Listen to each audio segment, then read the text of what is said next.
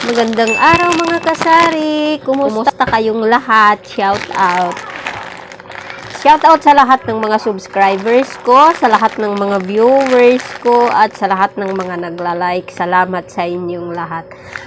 For today's video, update lang ako, mag-update lang ako ng mga presyo ko ng candies. Kasi doon sa pinamimilhan ko, nagtaas na. Ngayon, ang presyo ko ay 4-5 piso na. 4 pieces for 5 pesos na. At saka yung Energin ko, ginawa ko na rin 10. Yun ang na-adjust ngayon sa mga presyo dito sa sari-sari store ko. Ngayon lang ako nag-adjust ng mga candies ko. Kasi hindi na parang hindi naman na fair sa akin kung magpipiso pa ako kasi kawawa naman ako.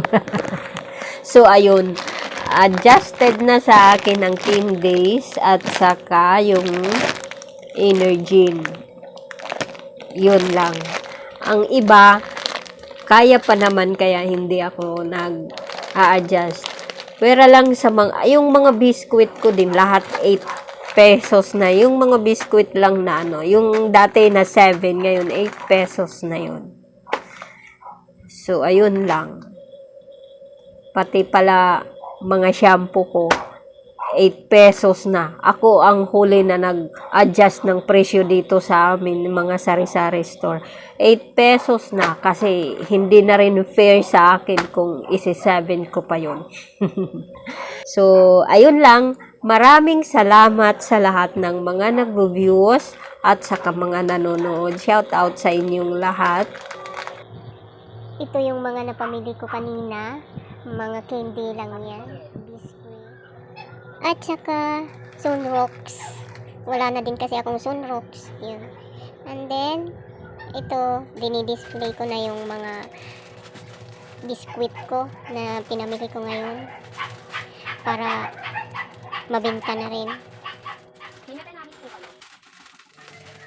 At ito nga, minamadali ko na ang pagdi-display kasi alam mo na yung buhay nanay na sari-sari store owner na susundo pa ng estudyante, mamamalingki pa, kaya kailangan talaga double time ang galaw.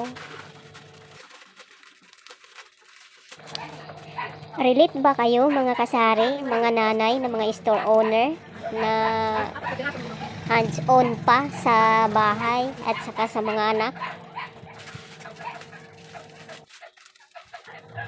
Pero thankful pa rin tayo kasi meron tayong hanap buhay. Masaya ako sa buhay ko. Masaya ako na may hanap buhay ako. Kahit papano nakakatulong ako sa mister ko.